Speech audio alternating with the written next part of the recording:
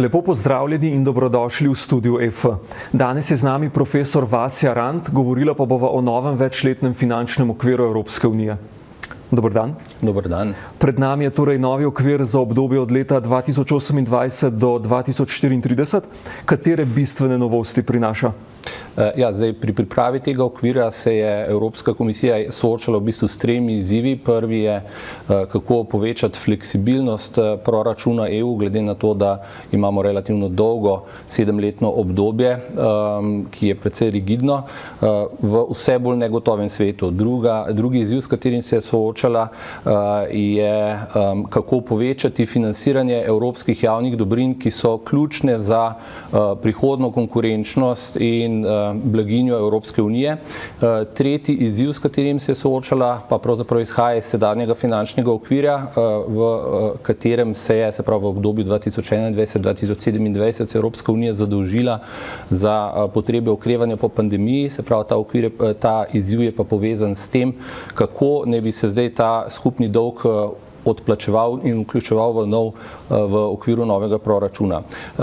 Evropska komisija je v svojem predlogu, ki ga je predstavila 26. julija lansko leto, v bistvu na te izzive odgovorila tako, da je po eni strani precej povečala obseg večletnega finančnega okvirja, se pravi, predlagan obseg znaša približno 2000 milijard evrov v tekočih cenah, približno 1800 milijard evrov v stalnih cenah, kar predstavlja kar tam nekje med 40 do 60% povečanje glede na tekoči večletni finančni okvir, odvisno kaj vzamete kot osnovo primerjave tekoče ali pa stalne cene. Zdaj, seveda treba povedati še nekaj, da v preteklem obdobju smo imeli mi poleg rednega večletnega finančnega okvira, se pravi za obdobje 2021-2027, še nek dodaten znaten paket, tako imenovan Next Generation EU, to je ta paket, za katerega se je Evropska unija zadolžila. In zdaj, če pa še to zraven upoštevamo, potem pa pri primerjavi ugotovimo, da je predlog večletnega finančnega okvira za naslednje obdobje približno na tej ravni, kakor je obstoječi večletni finančni okvir plus ta dodaten paket Next Generation EU. Se pravi, gre za neko rahlo povečanje oziroma povečanje, če primerjate samo večletne finančne okvire. To je prva lastnost novega predloga. Druga lastnost je, da je Evropska komisija bistveno zmanjšala število proračunskih naslovov oziroma kategorij izdatkov in s tem povečala fleksibilnost proračuna. V tekočem večletnem finančnem okviru imamo 7 naslovov, v predlogu, ki ga je komisija predstavila, pa samo 4, pri čemer je proračunske izdatke pogrupirala v 3 take operativne večje kategorije. Prva kategorija so pravzaprav nacionalne ovojnice, kamor sodijo vsa sredstva kohezijske politike, kmetijske politike in pa tudi sredstva za migracije. Potem drugi steber oziroma drugi naslov so sredstva za konkurenčnost. V tem naslovu največji delež odpade na tako imenovan sklad za konkurenčnost, približno 400 milijard evrov. In tretji naslov se nanaša pa na zunanje politike EU, se pravi globalno Evropo. Za to spremenjeno strukturo je poleg povečane fleksibilnosti Evropska komisija tudi zasledovala povečevanje deleža teh sredstev, ki grejo za evropske javne dobrine, zlasti gre tukaj za sredstva seveda v okviru tega sklada za konkurenčnost in širšega naslova za konkurenčnost, tako da se je v bistvu predlagana struktura zdaj proračuna malo bolj nagnila v smer teh sredstev. V tekočem finančnem okviru, mogoče za primerjavo, je približno 60% vseh sredstev namenjenih za kohezijsko in kmetijsko politiko, se pravi v obdobju 2021-2027, v obdobju 2028 do 2034 naj bi ta delež padal na 40%, medtem ko naj bi se delež teh tako imenovanih centraliziranih sredstev za konkurenčnost povečal iz manj kot 20% na tam nekje 30% celotnega proračuna. Kaj ta večji poudarek na centraliziranih sredstvih pomeni za Slovenijo?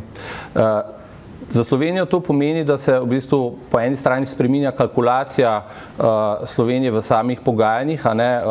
Pozicija Slovenije do zdaj je bila precej odvisna od sredstev za kohezijsko politiko in kmetijsko politiko. Ti dve sicer še naprej ostajata pomemben del proračuna, ampak ker se bistveno povečuje ta del sredstev za centralizirane programe, eden od najbolj znanih recimo takšnih programov, ki jih poznamo tudi na univerzi, recimo je program Obzorja, gre za program raziskav, in pri teh centraliziranih sredstvih seveda je dostop do teh sredstev povsem drugačen kot pri sredstvih, ki sledijo iz nacionalnih ovojnic.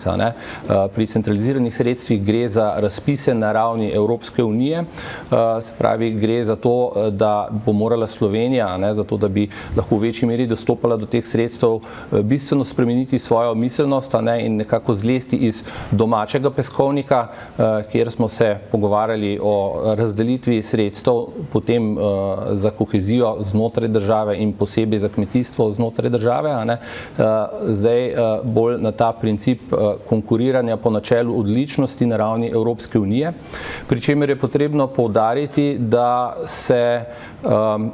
tu ne bojo samo v okviru tega dela ne bojo samo sredstva za raziskave, ampak bodo tudi sredstva za industrijske projekte, zlasti na področju novih tehnologij.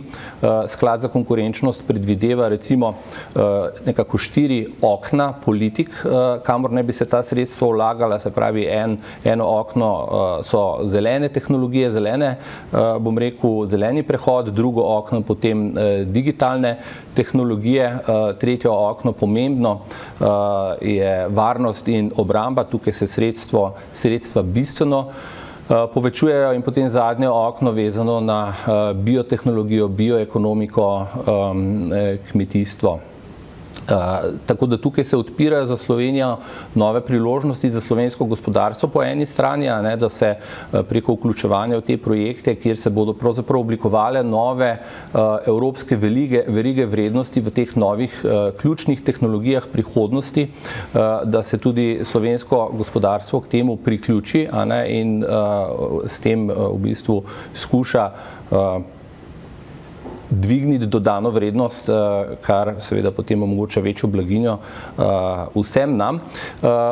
Po drugi strani je to tudi priložnost za bančni sistem, za banke, ki lahko odigrajo pri tem neko koordinacijsko vlogo. V okviru tega sklada za konkurenčnost ne bi šlo samo za nepovratna sredstva, ampak ne bi se ta sredstva tudi kombinirala z posojili oziroma finančnimi instrumenti, tako da tukaj lahko tudi banke, zlasti pa recimo Slovenska tudi Razvojna banka, odigrajo pomembno vlogo. Kakšna pa je vloga novih lastnih virov pri stabilnosti financiranja in avtonomiji proračuna Evropske unije?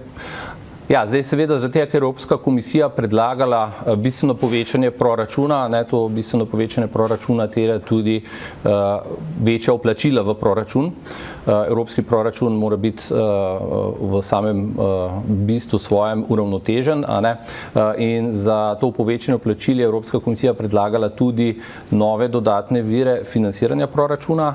Trenutno se proračun EU financira iz 3 glavnih virov plus še enega, se pravi imamo tradicionalne lastne vire, to so zlasti carine, potem vir na osnovi davka na dodano vrednost, pa vir na osnovi bruto nacionalnega dohodka. V obdobju 2021-2027 so se temu pridružili še vir na osnovi plastične embalaže, zdaj pa komisija predlaga 5 novih virov. Prvi je vir na osnovi prihodkov iz sheme trgovanja z emisijskimi kuponi. Potem drugi vir, ki ga predlaga, je v bistvu malo tudi povezan z tem, gre za delež prihodkov iz tako imenovane ogljične carine, ki jo je Evropska unija uvedla, se pravi, formalno se temu reče mehanizem za ogljično prilagoditev na mejah. Potem tretji vir, ki je predlagan, so trošarine na tobačne izdelke, oziroma nek delež teh trošarin na tobačne izdelke. Potem imamo pa še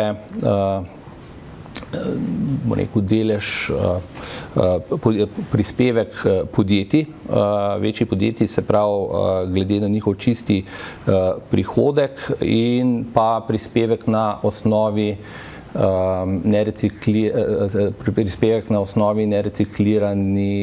nerecikliranih elektronskih naprav. Zdaj, tukaj treba povedati, da apetit držav članic za nove lastne vire je precej majhen, istočasno se pa vse države članice zavedajo, da se Evropska unija nahaja v nekem prelomnem trenutku in če ne bo naredila koraka naprej in si zagotovila neke svoje tehnološke suverenosti, pa tudi varnosti, glede na vse to, kar se dogaja v globalnem okolju, vprašanje, kako bo lahko preživela v prihodnosti. Tako da na eni strani imamo zelo velike potrebe, kar se odraža na odhodkovni strani proračuna, ki seveda terjajo tudi dodatna vplačila, tako da pogajanja z tega vidika bodo zelo zanimiva. Mogoče treba še povedati eno stvar. Trenutno se pogovarjamo samo o predlogu komisije glede večletnega finančnega okvira za obdobje 2028-2034. Pogajanja so se pravzaprav šele dobro začela, trenutno potekajo pogovori na ravni Sveta Evropske unije bolj tehnične narave, tisti bolj politični del pogajanj pa naj bi se pravzaprav intenziviral šele proti koncu tega leta. Tako da se nekako pričakuje dogovor verjetno nekje v prvi polovici naslednjega leta. Profesor Rant, najlepša hvala. Hvala tudi vam, spoštovani gledalci. Spremljajte nas še naprej.